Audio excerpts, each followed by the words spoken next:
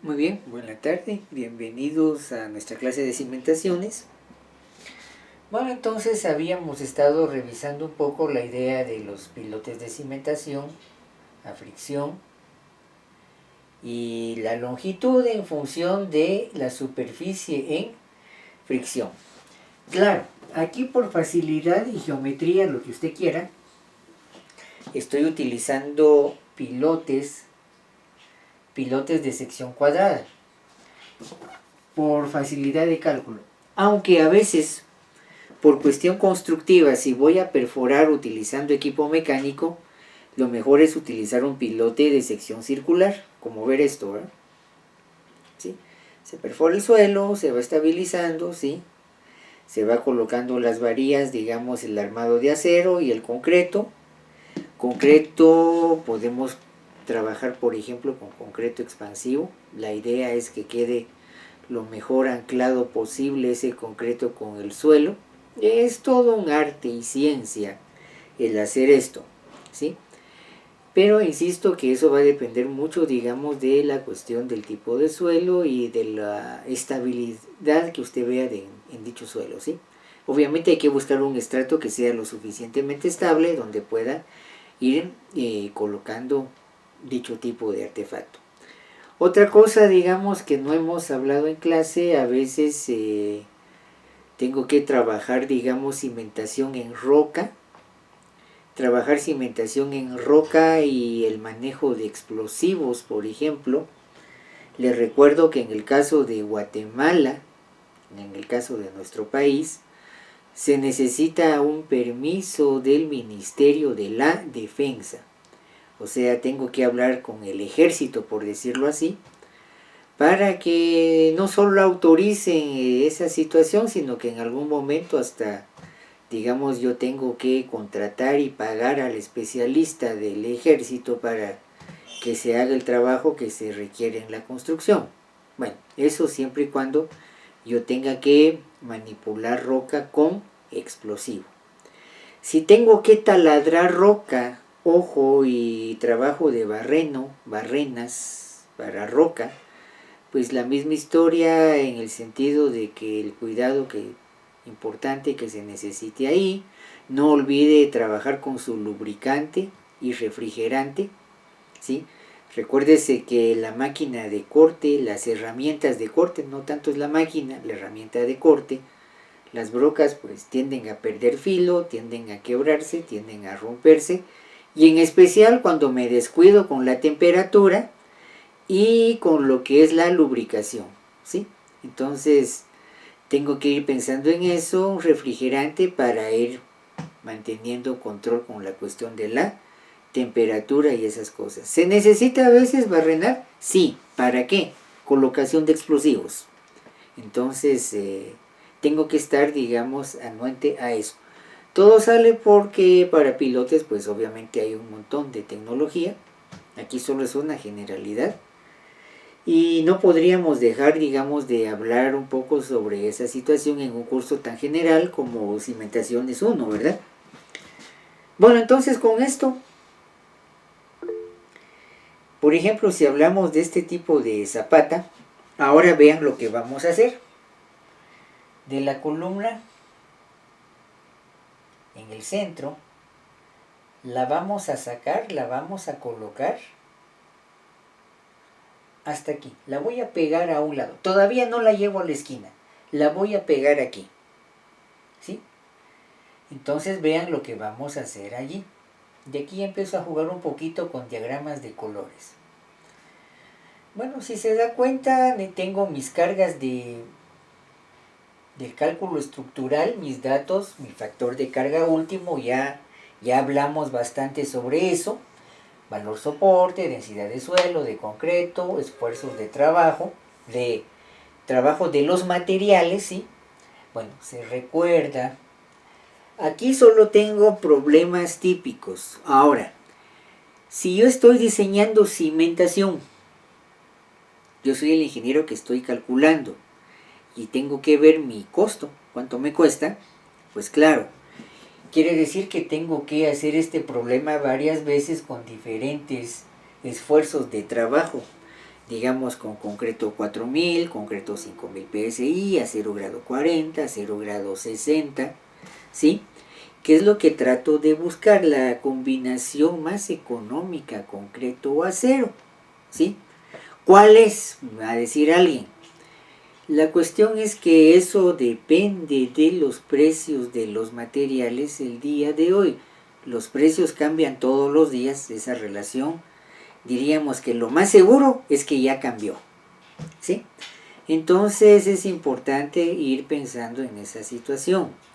Mire una cosa, usted que ya está en su penúltimo año de estudio de ingeniería civil, creo que si no estoy mal, un curso del 8º semestre, una cosa importante es la siguiente. Indistintamente mercado de Estado, mercado de proyectos con el Estado, como con proyectos con particulares, que no sea el Estado, usted tiene que tener la versatilidad, la habilidad o en los programas de ingeniería, diríamos hoy, la competencia del manejo de costo. ¿Por qué? Porque hay que ofrecer la mejor opción al menor costo si queremos tener el proyecto. Pero no termina ahí la situación. ¿Por qué cree usted que aunque aparentemente no es tan complicado, no hay digamos partes de la ingeniería civil que no requieren tanto como un estudio estructural, simulaciones, digámoslo así, de tránsito de aguas y toda esa situación tan sofisticada como podría ser, y me refiero al trabajo de caminos y carreteras? ¿Por qué cree usted que hay tan pocas empresas que hacen proyectos de caminos y carreteras, por ejemplo, con el Estado de Guatemala, con el MISIBI, con el Ministerio de Comunicaciones, Infraestructura, ¿sí?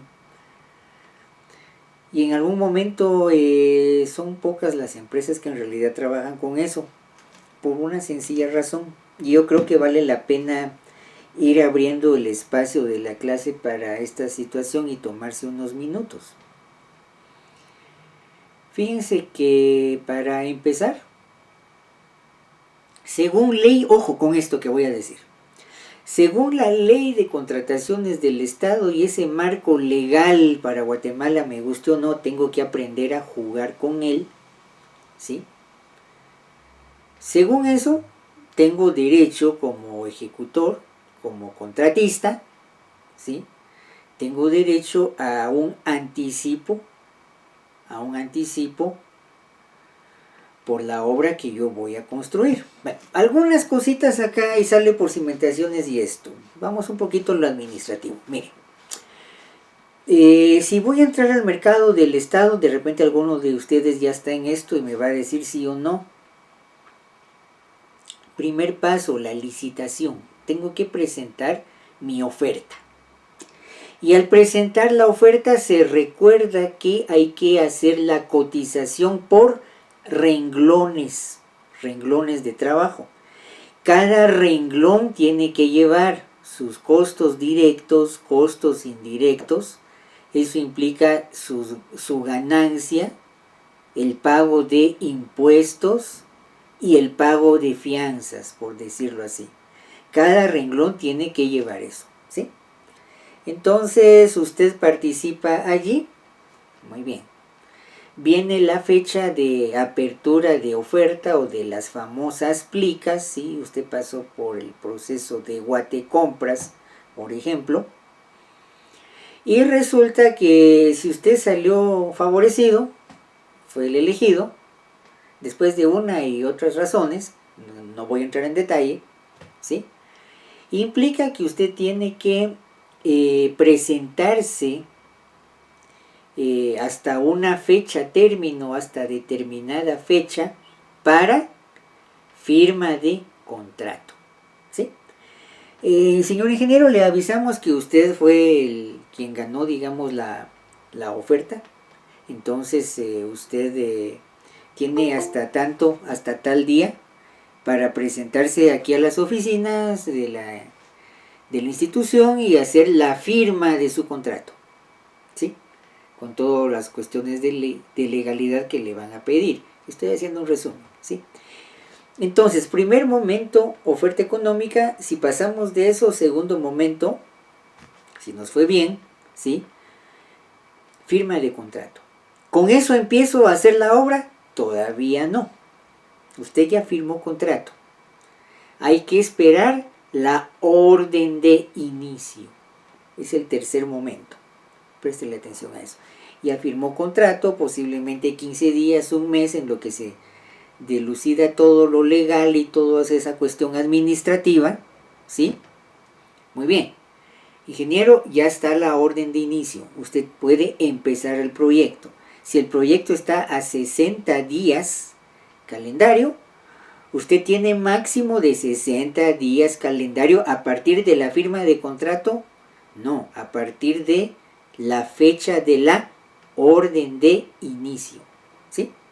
Ya tiene su orden de inicio, ya puedo ir a trabajar, ¿sí? Se supone que ya tengo más o menos dónde voy a tener mis materiales, la mano de obra y todo. Empecemos, pues, ¿sí? Orden de inicio. La idea es terminar no 60 días como estoy haciendo el ejemplo, si puede terminar antes que mejor. Y a partir de eso viene el cuarto momento, y que es, hay que esperar, bueno, hay que dar aviso de terminación de obra. ¿Sí? Ese es el cuarto paso. Muy bien. Señores, ya terminé la obra. Aquí está. Media vez se da dicho aviso de terminación de obra, ¿qué paso sigue? Tienen que llegar al proyecto, hacer la debida supervisión final, porque se supone que hubo supervisión en el transcurso de su trabajo, ¿sí?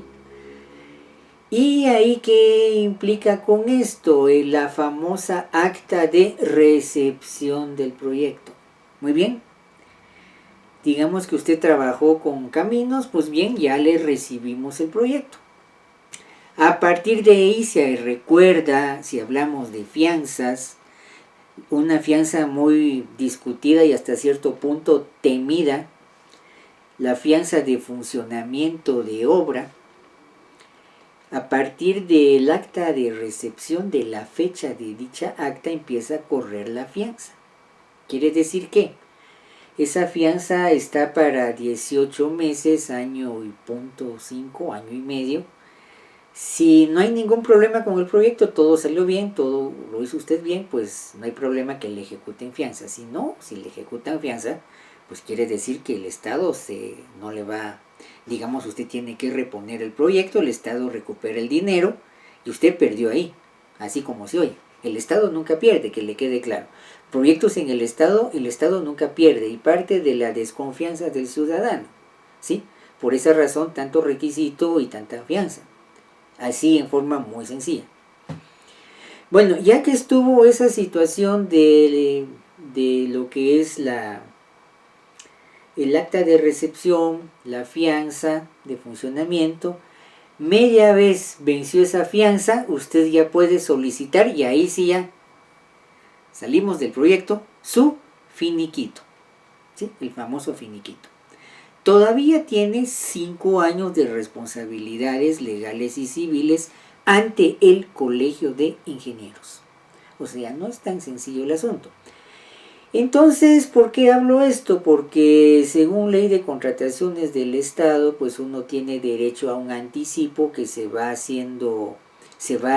amortizando conforme los pagos de avance de proyectos, ¿sí? Puede ser a veces un 30%, por ejemplo, por decirlo así. Pero regresemos al tema del MISIBI, caminos y carreteras. ¿Por qué pocas empresas trabajan ahí? Miren, de las gracias y de las cuestiones muy particulares de la cuestión guatemalteca. Aunque, ojo con esto, aunque, condicionante, la ley de contrataciones de Guatemala tiene esa figura, está ese paso o esa situación legal de lo que es su anticipo. MISIBI, ojo, por costumbre, aunque no esté escrito, por costumbre nunca da anticipo, ¿sí? Olvídese del anticipo. Si bien le va, empezarán a pagar después del finiquito. Quiere decir que usted tiene que tener el 100% del costo del proyecto adentro de su bolsa. Por esa razón, muy pocas empresas trabajan con eso. Y en algún momento ha sido penoso, gente que esperaba ese finiquito porque era su primera vez que estaba trabajando con el MISIBI. ¿Cuándo irá a venir el anticipo? ¿Y cuándo irá a venir el anticipo? Y en algún momento gente que resultó empeñando alguna propiedad, alguna casa o su casa o qué sé yo, porque no tenía con qué empezar el proyecto. La cuestión es que nadie le dijo o nadie le advirtió, ¿sí?, que por costumbre MISIBI nunca da anticipo, ¿sí? Entonces, algunas lecciones con esto. El mercado del Estado es ávido, sediento de crédito, para empezar. Segunda situación importante, nos guste o no, implica, digámoslo así, nexos a todo nivel. Usted lo sabe mejor que yo. De algún modo, en el mercado de la iniciativa privada también es un mercado ávido de crédito, ¿sí? Si no, vea, por ejemplo, ir a hacer negocios con algún supermercado, no por obras de construcción, sino por productos de abarrotes, las famosas, trabajar a consignación y las famosas concesiones. Estoy trabajando más o menos esa idea del crédito. Entonces, vaya pensando en eso, por favor, ¿sí? De algún modo, pues eso implica ir pensando alguna estrategia de ir haciendo un capital. Bueno, no sé, algún comentario con esto, alguna experiencia con esto, porque sí creo que a estas alturas, creo que es importante ya ir dejando un poco este contexto de trabajo. Espero que usted en poco tiempo pues esté elaborando en esto, ¿sí?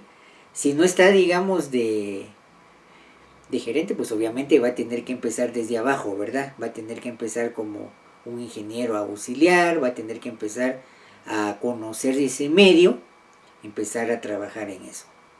¿Sí? ¿Algún comentario con esto? ¿Alguna observación con esto? ¿Algún aporte?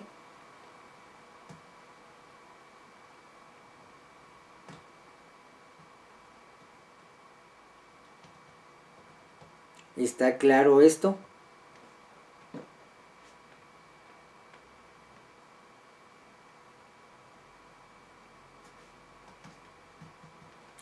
Muy bien. Entonces todo esto venía precisamente por la combinación esta, alternativas de materiales y costo, ¿sí? Y sale porque a veces en el Estado, de sobra se sabe, a veces esos proyectos ya tienen dueño, por decirlo así. ¿Y eso qué quiere decir? Según ley de contrataciones del Estado, implica que hay que publicar, hay que promocionar esos proyectos, por ejemplo, en un diario de circulación en el país, ¿sí? Sale, digamos, la licitación. Bueno, el Estado saca a licitación la oferta para lo que es la ejecución de tales y tales proyectos, ¿sí? La cuestión está que a veces, disculpen lo vulgar, el guatemaltequismo, mañosamente se publica pocos días antes de que termine la fecha. ¿Sí? Que se cumplió, pero no se cumplió en la condición adecuada. ¿Sí? Que podría ser a futuro problema de Contraloría, esa es otra canción.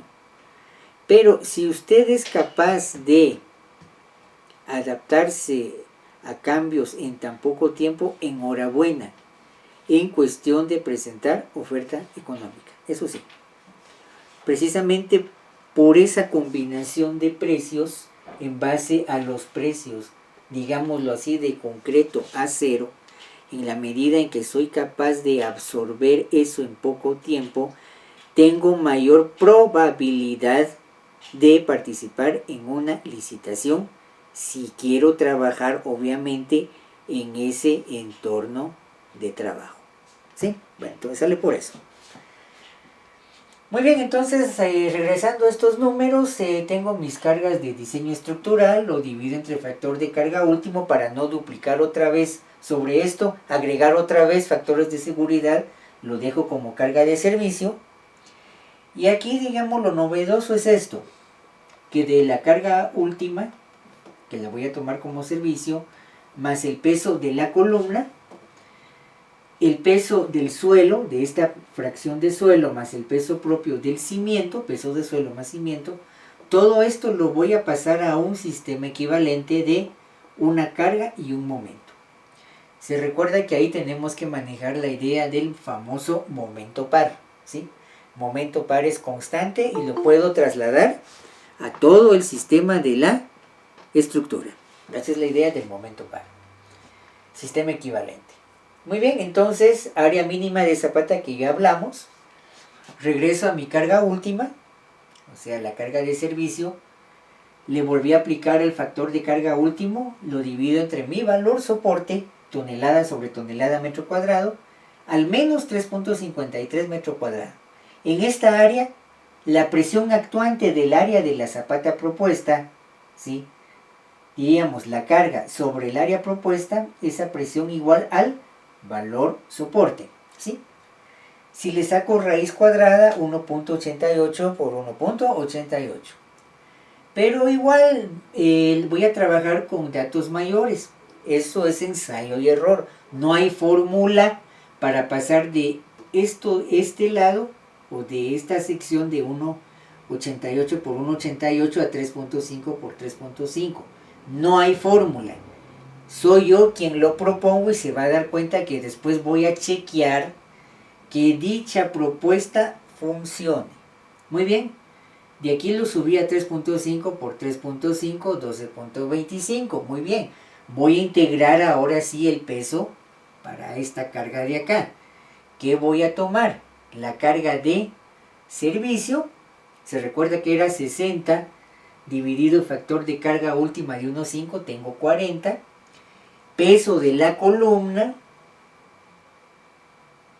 Tengo aquí una sección de 0.4 por 0.4 por 4.6. Ese sería mi volumen. Por una densidad de 2.4 tonelada metro cuadrado de concreto. 2.400 kilogramos metro cúbico densidad de concreto a 2.4 tonelada metro cúbico. 1.77. Peso de suelo. Sin quitar esta sección de la columna, pues aquí tengo, digamos, esta área por esta altura, ¿sí? Diríamos que el área, la altura de desplante del suelo sobre la zapata es 1.1. Y estoy proponiendo una sección de 3.5 por 3.5, que es 12.25. Muy bien. 3.5 por 3.5 por profundidad de suelo encima de la zapata, 1.1. Densidad de suelo, 1.6 tonelada por metro cúbico. 21.56, peso del cimiento, el área de 3.5 por 3.5. Ojo, estoy otra vez haciendo la propuesta de un espesor de 50 centímetros de grosor de zapata por densidad de concreto de 2.4 tonelada metro cuadrado. Sume esto y tiene 78.303 toneladas. Y es el dato con que voy a trabajar aquí. Ahora, tengo que calcular el momento. ¿Cómo voy a trabajar este momento? Aquí tenemos un diagrama sencillo. Si se va a dar cuenta, lo que tengo aquí, vea estos datos de 41.77. Lo tengo acá, 40 es la carga axial de servicio, el peso de columna es 1.77, y es como que yo tomara el momento respecto a este punto. Trato de ver que la zapata esté equilibrada de algún modo, ¿sí? Entonces veo que lo que tengo aquí es el 3.5 sobre 2. Un lado de estos 3.5 sobre 2. Y le voy a restar todavía 0.4 sobre 2 para tener cabal esta distancia. Se recuerda que la columna está aquí, Tengo punto 20 de aquí para acá, punto 20 de aquí por acá, ¿sí? Puesto que tengo punto 40. Entonces, viendo esto, aquí tengo el brazo, 3.5 medios menos punto 2. Ya decimos que eso es medio espesor de columna, ¿sí? Bueno, lo tengo para la carga de servicio y para el peso de la columna. A esto le voy a agregar el momento que me da el problema, momento de servicio. Este es factorizado, 6 toneladas metro. Lo dividí entre el factor de carga último, me da 4 toneladas metro, ¿sí? Estamos hablando de momento de servicio. Y precisamente aquí tengo 68.74 toneladas metro, ¿sí? Muy bien, vamos a chequear la excentricidad del sistema. Momento que tengo acá, dividido mi integración de carga. Si se da cuenta, aquí tengo punto 88. Bueno, y aquí tengo esta fórmula un poquito curiosa, 4 veces la integración de carga que tengo acá. Voy a aplicar esta formulita acá, sin qué y para qué, menos 3 veces, digamos, el lado paralelo, perdón, el lado ortogonal, disculpen, que es una columna cuadrada, 3.5, lado paralelo al momento, ¿sí? A la presión, 3.5, le voy a restar 2 veces mi excentricidad, que es 0.88. Si se da cuenta, aquí la presión máxima, y he ahí el por qué proponer una sección de 3.5 por 3.5 que tenemos aquí en este punto, si se da cuenta, similar a mi valor soporte. O sea que estoy justo al límite. Muy bien, entonces ya que dejamos esta cuestión geométrica del Q máximo, vea entonces lo siguiente. Fíjese que aquí voy a encontrar un centroide, otra vez relación geométrica, lado paralelo. Recuérdese que mi zapata es de 3.5 por 3.5, el 3.5 paralelo sobre 2. Le voy a quitar la excentricidad de punto 88, punto 8 tengo acá, y tengo aquí punto 87, es el valor de A, de centroide. Se va a dar cuenta que aquí este A lo multiplico por 3 para tener 2.61. ¿Por qué el valor de 3? Porque aquí tengo un diagrama triangular. Si el centroide es A, ¿sí? La base es 3A, ¿sí? Si el centroide de un triángulo es, por ejemplo, este lado dividido 3, entonces la totalidad va a ser 3 veces el valor. En este caso, 3 veces el valor de A. Y aquí tengo el 261 y el 350. Muy bien, presión máxima. Última, diríamos, no es máxima, si presión última. En realidad, sería esta máxima que tengo acá de aprox 17 toneladas. Multiplíquela por el factor de carga última del problema y tenemos 25.5. Entonces, regresemos acá. La presión máxima por el factor de carga último de 1.5 me da esta presión de aquí. Digamos de todas la máxima, ¿sí? Ahora, dese cuenta que si tenemos aquí 25.5 y aquí tengo un 3A igual a 2.61, ¿sí? ¿Cuánto es el valor de la pendiente? El valor de esta pendiente será 25.5 dividido 261, que tiene 9.77. Otra vez, 25.5 dividido 3A, que es 2.61, aquí lo tiene indicado, tiene la pendiente de 9.77x. Para empezar a integrar de este punto hacia la izquierda suya como una función de x. Bueno, ¿algún comentario hasta aquí? ¿Vamos bien con el problema? Perdone, ya salí de ahí.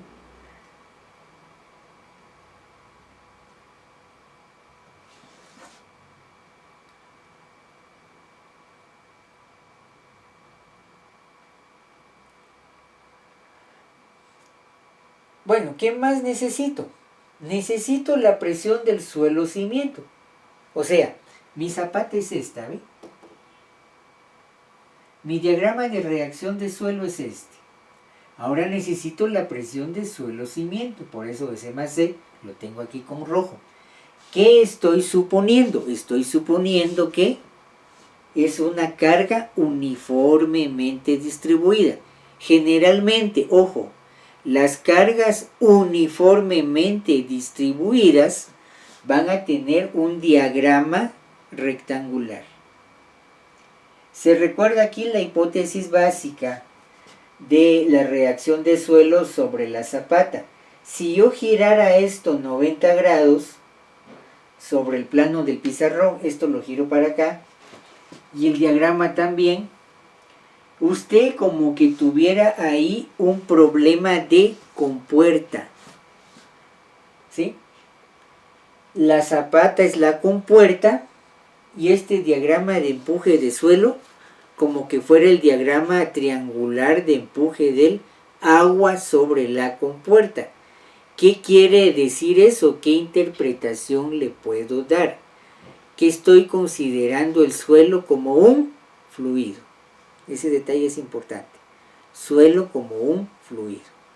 Pero ya dijimos que podemos verlo de forma no necesariamente tan lineal cuando tengo fuerte presencia o un porcentaje considerable, un porcentaje importante de limo y arcilla. En especial las arcillas. Bueno, entonces, ¿cómo calculo esto? Bueno, veamos. Presión de suelo. ¿Cuánto es la densidad del suelo? Según dato del problema, tengo una densidad de suelo de 1.6 tonelada por metro cúbico y lo voy a multiplicar por la profundidad donde inicia el suelo encima de la zapata. Esta es la profundidad de suelo sobre la zapata de 1.1. Entonces 1.6 por 1.1. Aquí lo tiene usted. Presión de suelo. ¿Y cuál es la presión del cimiento? La densidad del concreto de 2.4 toneladas metro cúbico, 2.400 kilogramos por metro cúbico, por el espesor que propuse aquí de zapata de 0.5 metros. Muy bien, 0.5 metros de grosor de zapata propuesto por densidad de concreto en tonelada metro cúbico me da 2.96 tonelada metro cuadrado. Por el factor de carga último, otra vez que es 1.5, tengo 4.44 tonelada metro cuadrado, que es lo que tengo aquí. ¿Sí? Entonces, vea que a este diagrama solo me hace falta un protagonista. Generalmente en este tipo de problema de suelo, los tres protagonistas es el suelo como reacción, y entiéndanse el valor soporte,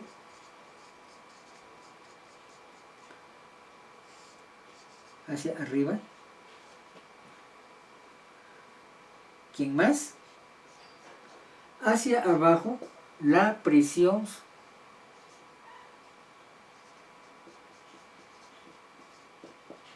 suelo más cimiento. Ya lo ve usted acá. Esto también, esto va aquí, para abajo, gravitacional. Más, no aparece aquí en el diagrama, la carga.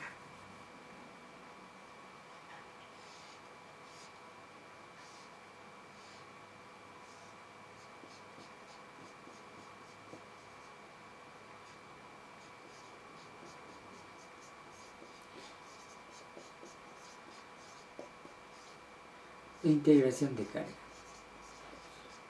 ¿Sí? Estos son los tres principios.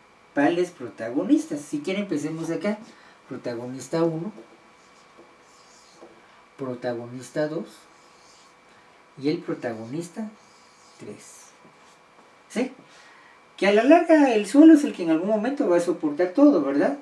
Pero claro, tengo que revisar esto y tengo que revisar cuánto estoy proponiendo de área de zapata para determinar la presión suelo-cimiento.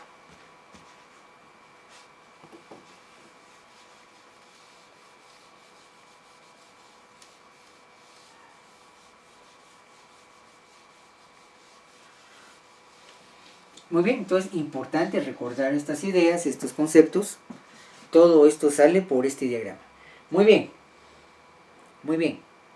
Aquí, para hacer estos diagramas, ya para ir terminando la clase, que es un buen punto, antes de seguir lo que sigue con el cálculo. A ver, veamos cómo está su conocimiento de ingeniería, de lo que ha estado estudiando estos años. Quiero hacerle una pregunta. Para hacer estos diagramas en 2D, porque vea que aquí tengo diagramas.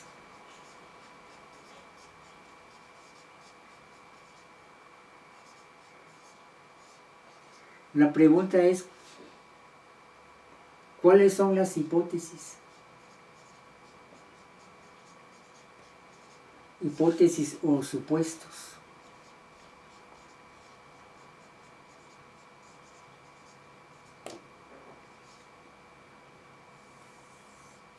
¿Cuáles serán para poder hacer esto en 2D? ¿O siempre es así?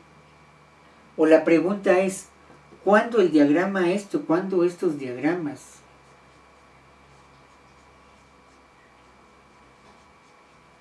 Los voy a hacer en 3D.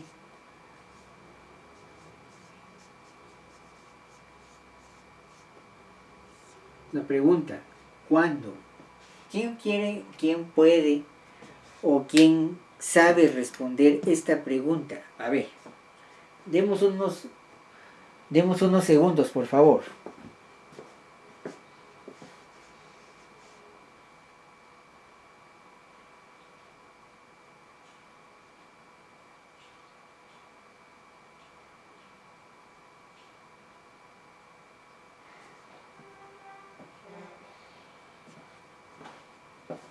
Aquí estamos haciendo una filosofía de ciencia, estamos filosofando, estamos pensando, ¿sí?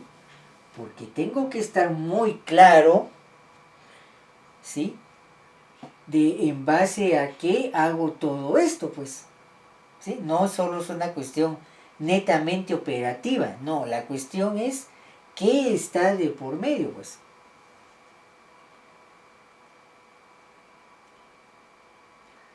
¿Qué tipo de integración estoy haciendo aquí? A ver quién se recuerda. Vean sus diagramas. Mi pregunta es, ¿qué tipo de integración hago acá?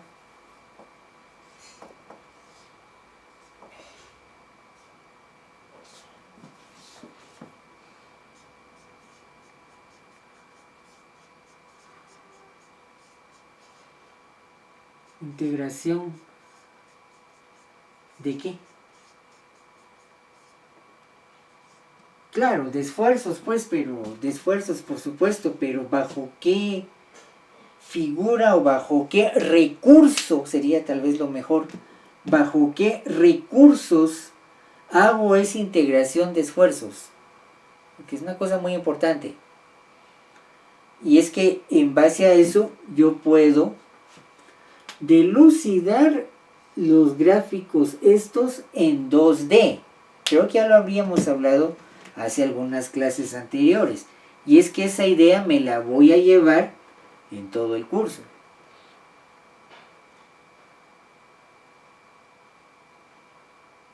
¿Módulo de sección? Módulo de sección. Bueno, ese es uno de los resultados. Módulo de sección es una de las consecuencias de esto.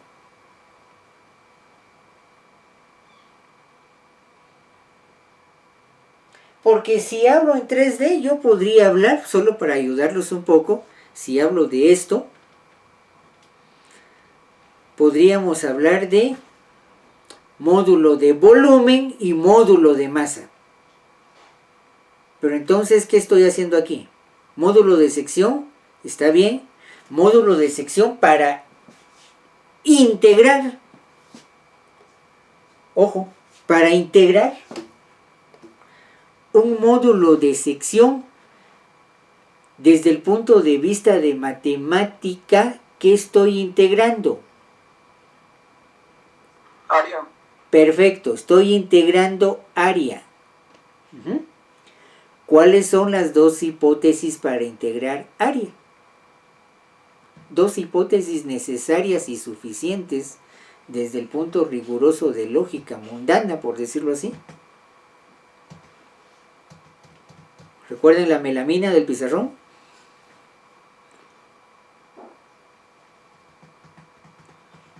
¿Recuerden la demostración de la hoja de papel? Creo que es el primer y segundo momento. Esa es la consecuencia, ese es el corolario, lo que viene a consecuencia de esto.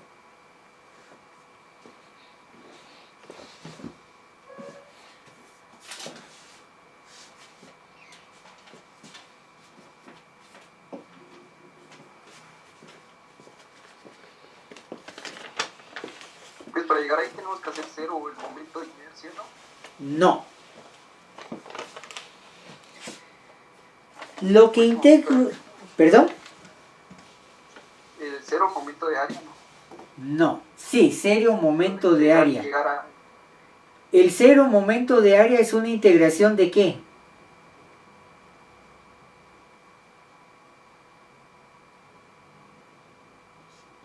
El centroide y...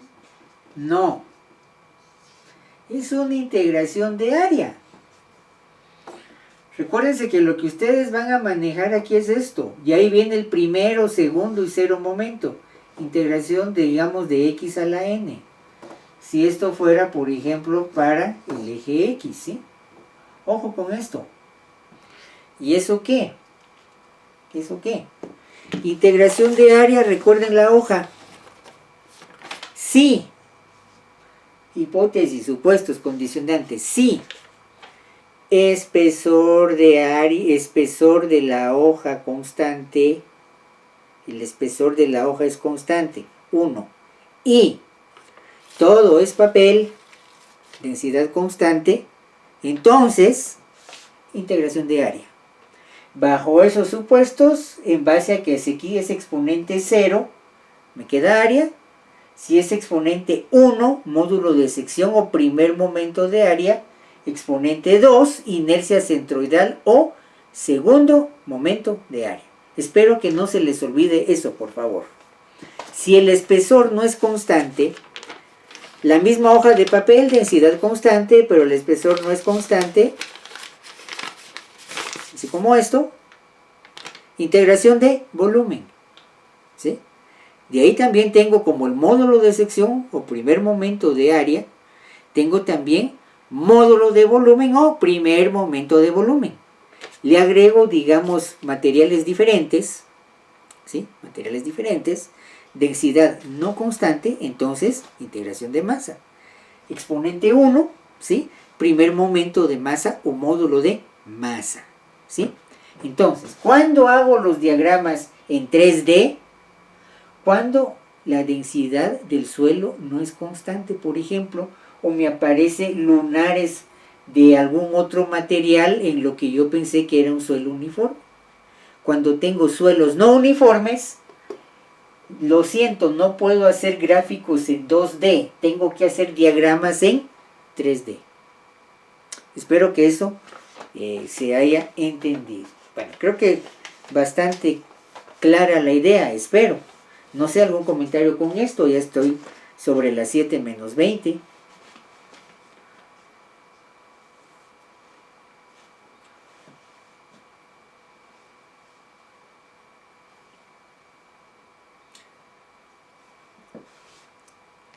Muy bien, por cuestión de tiempo yo voy a dejar de grabar acá. Vamos a dejar la clase entonces. Vamos a dejar por acá la clase. Es un buen punto para dejar la clase de hoy. Y no me resta que desearle una feliz tarde. Ahí sí. Feliz tarde y con permiso. Feliz tarde. Feliz tarde, Inge. Feliz tarde.